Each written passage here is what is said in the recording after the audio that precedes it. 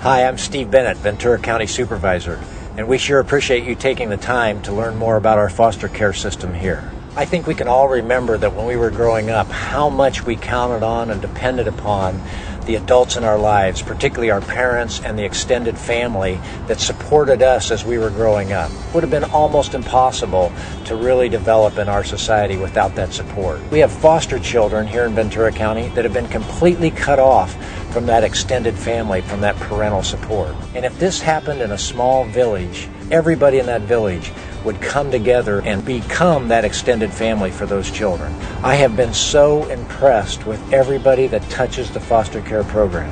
They become such believers. They really believe in these children. They believe in the mission. You can touch that. You can make that a part of your life by becoming a foster parent. And we sure encourage you to do that. And thank you very much for taking the time to watch this. Thank you.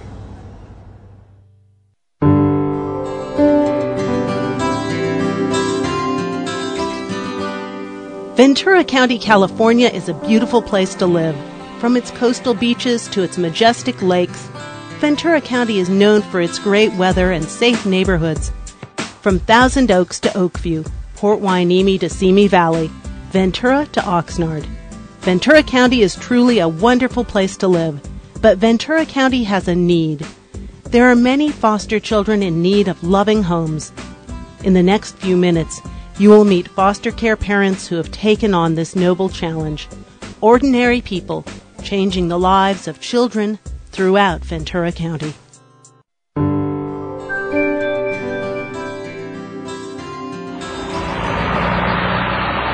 I didn't have any children, and so I figured, why wait? You know, I want to be a mom, I want to have children, and this was a perfect way to be able to provide a loving home for a child and be a mother to a child. Everything's for the kids now. Where before, it was all for Louis. Not anymore. Now it's all the kids. Now they took over, and I'm right there supporting them. People always ask me, why are you being a foster parent? What do you get out of it? And I always tell them, it's helping others. It's going out there helping a child that might not have a chance. If you're doing this for the money, you're in the wrong job. This is not the job that you do it for money. You're doing it because you really want to make a difference in someone's life. I knew this was my field much younger. You know, when I was, say, 14, I already knew where I would wind up. I just didn't know how I would get there.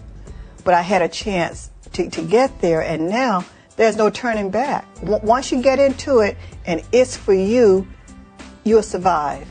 I worked in a group home prior to becoming a foster parent, and the reason why I became a foster parent was because some of the kids were graduating out of the group homes, and they were like, you know, Margaret, why don't you open up a foster home so that, because they didn't have anywhere to go. There's a lot of kids that need help, and if you're caught up in your day-to-day routine with just your own children, I think you're never going to realize how many other kids are out there that need love too. I wanted to be a foster parent since I was in high school. And when I finally got to a point in our life where I said, okay, let's do it. We've got everything that we need to be foster parents. My sense was that she was seeing the potential empty nest and wanted to get, you know, she's a mom, you know, so it's like once a mom, always a mom. I just love babies. I love bringing babies in one after another. I love sitting and cuddling. I love nurturing them. And since I can't have any more of my own, it's the best way to do it.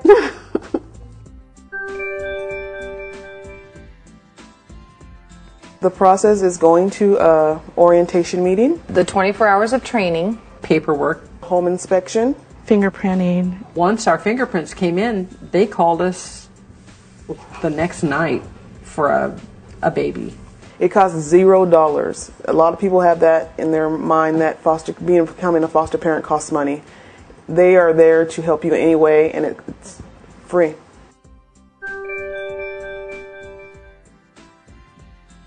The agency is there to support you. I've never had any problem with them. If I'm trying to do something with one of my boys, I call them up and they back me up because they know basically, you know, if I'm doing something, I'm doing for the good. We are not in this for the money, but what little money there is there on the first of every month. We don't have to look for it. We don't have to fill out vouchers. We don't have to do anything.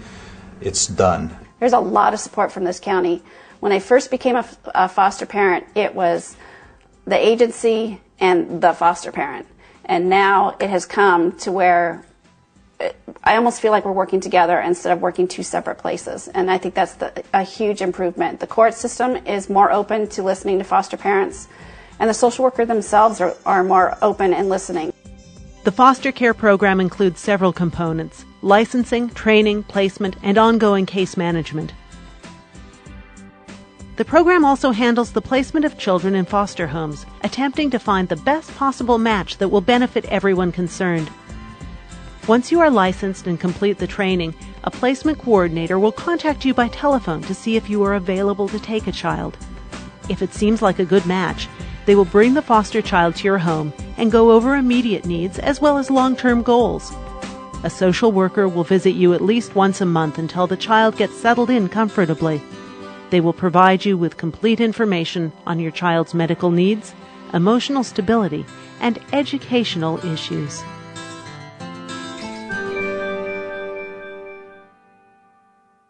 They're people just like us that want stability in their life. We've taken only drug-affected infants, and they are in need of a lot of patience and a lot of love and a lot of understanding. A lot of them come with health problems, and to watch them heal and begin to feel better and start to be responsive, and there's just nothing like a baby smiling at you for the first time or the sound of them giggle at you for the first time. That is just the absolute epitome of love.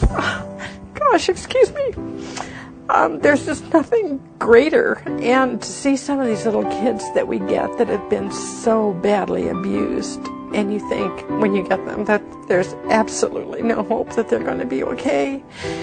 And then just gradually, as their little brains heal and their bodies heal, and they start doing things. And that's just, there's just aren't words that can...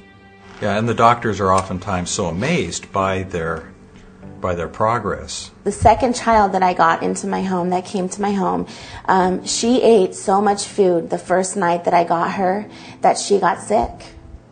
But it was because she didn't know when the next time was that she was going to eat. And I had to reassure her that there's always going to be food in the refrigerator. There's always going to be food available for her to eat, and that she can eat whenever she wants to. They come into your home fearful. You're a stranger when they come into your home.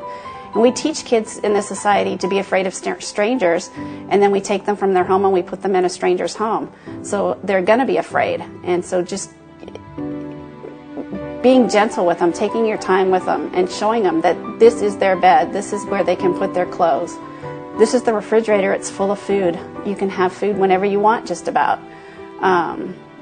Just the consistency of care. A lot of times these kids didn't have structure where they came from. And they love it that there's a time for me to do my homework, and there's a time for me to go to bed, and there's a time for me to eat, and we eat as a family, and we go to church together, and we go to the ball games together. It's just structure, things that you do as a family. It has strengthened our relationship because I can appreciate him even more because he supports me through this, and he helps me with the kids. When I might lose sight on an issue that I need to deal with, he's my supporter that I have to help me get through that, and he's my biggest fan. I have one biological son who is now 28, and we have adopted 6. And, my son to this day has never, ever complained. My 16-year-old gets her siblings. She never had really siblings growing up, so it's teaching her that family sense. So now we have an extended family. Now she has brothers and sisters that she'll have for a lifetime. I have had kids in my home that are older that they still email each other. They still visit each other. We still go to baseball games and soccer games. So they are her sisters and brothers, and she enjoys that. If there's any problem at all, it's that they give the foster baby too much attention and spoil them, And so it makes it harder for us when they're not around because the baby wants to be held or played with all the time. But they love them to death. I kind of joke and say it's a good form of birth control because they see that babies aren't all just cute and smell goody. You know, they cry in the middle of the night and they spit up and they have dirty diapers. And so there's a lot of work involved. I have 4 biological children. I think it's really helped to keep them off of drugs and alcohol because they've seen the damage that drug and alcohol can do to children. I think it's made them better people. I'm raising some unconditional loving children that I think will also give back someday. So no matter what I've done as a foster parent, they too, I have no doubt, will either adopt or be foster parents.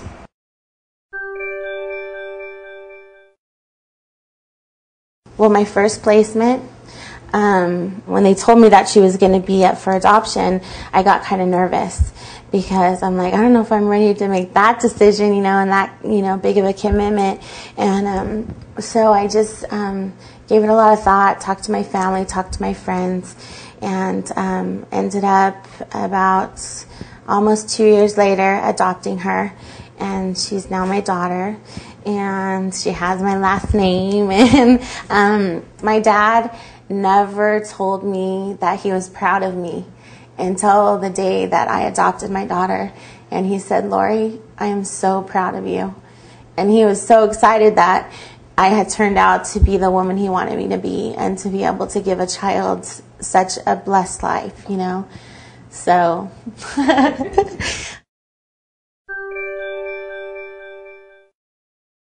the foster system is excellent in terms of preserving confidentiality, which I think is obviously really critical. Both confidentiality about where the child is going, but also confidentiality that we don't really learn very much about that family. I've learned that it works a whole lot better if you can work with the birth parents and if it's advisable.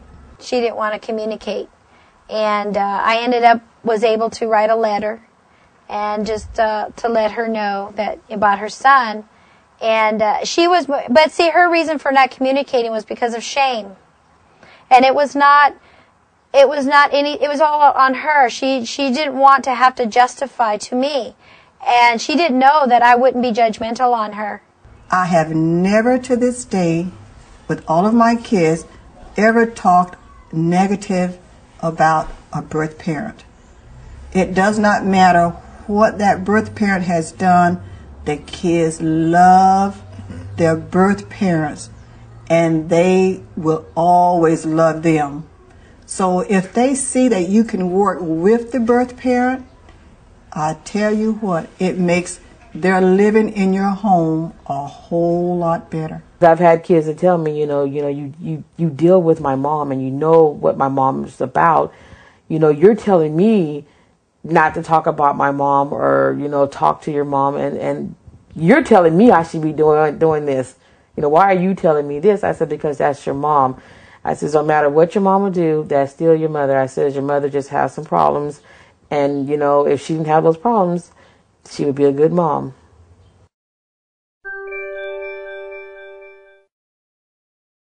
When I was going over there, I could feel it. I could feel my heart going, beating harder and faster and faster. And I said, my God, they're going to take the kids away from me. Because I was with them all the time. So I said, well, I just have to be stronger, but, just can't.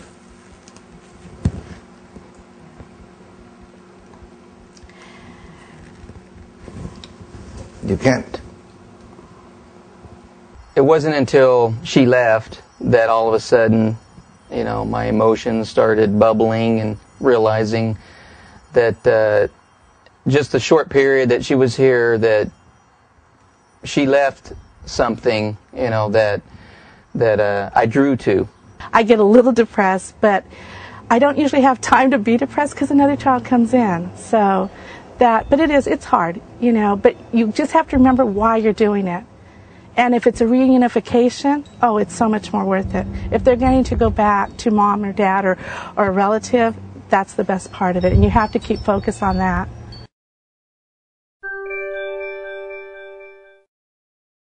they look up to you all the time for help, and makes you feel real proud that you yourself can help these little kids. They need help from you that they couldn't get otherwise.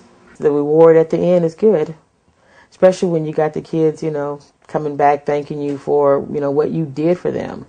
Well, when I first came into foster care when I was 8 years old, I pretty much had no boundaries, no limits, no guidance. And when I first, went into foster care, I caused a little bit of trouble. But when I soon realized that I had parents who cared, had guidance, set rules, kind of, showed that they wanted to take care of me, I pretty much made the choice that, I had a second chance. My foster parents gave me all kinds of love. They just loved and embraced me, if I needed something, they had it for me. I can love these kids no matter what, and that's how I think I could become a better person, because I have learned that, oh my gosh, these kids need me. They need us as foster parents. I was walking down the aisle and I heard this little voice, a couple of voices, "Grandpa!" I said, "Who in the world? Grandpa!" And I knew the voice was getting closer and closer.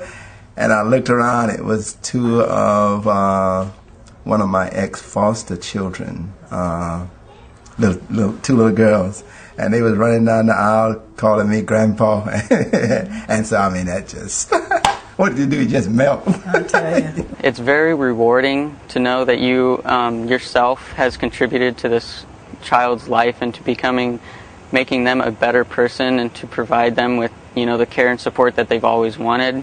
To see them off, going to college, making a life that they never had the chance in the first place to have. And in my case, I want to be a pediatrician so I can help other people, and maybe one day, maybe I'll be a foster parent and, get to help other people like my foster parents helped me. I will keep this going till however long, till they run out of kids. The kids aren't going to come to you perfect, and they're not going to leave perfect, but you're going to make a big impact in their life. And just remember, one child at a time. If we can save one child at a time. These babies need that love, and to touch them, touch their life just for that little bit. It's so worth it. There's a lot of kids out there that need our help, and it's a great feeling you get for helping kids, especially when the parents get themselves together and they go back to the families. It's a really good feeling. It's a great thing to be able to impart a little bit of yourself to these children, to help them, to get their lives stable, and to see them go out. It's a great thing. Don't be afraid of great things. For more information on becoming a foster care parent, please call or visit our website.